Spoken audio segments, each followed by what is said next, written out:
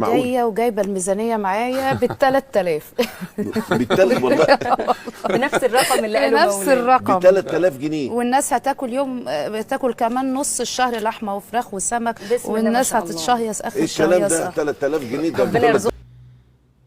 بصوا يا جماعة، عشان أنا إيه يعني بحاول دايما أتمالك أعصابي لما بشوف الناس دي دكتورة في جامعة حلوان طالعة على الهواء كده مباشرة قدام الناس كلها ما شاء الله، بتقول لك أنا عاملة ميزانية 3000 جنيه لأي مواطن مصري في بيت مصري أصيل يقدر إن هو يمشي بيهم بيته ب3000 جنيه.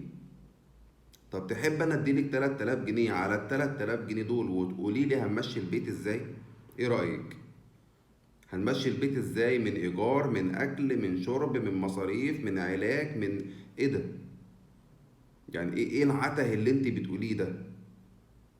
انا ليه بعمل الفيديو ده؟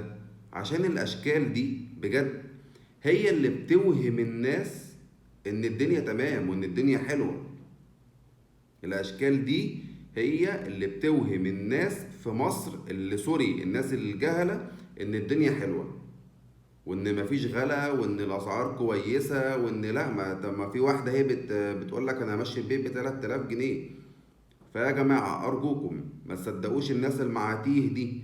انا مش عايز اغلط عشان الناس المحترمة اللي متابعاني. ما تصدقوش الناس دي.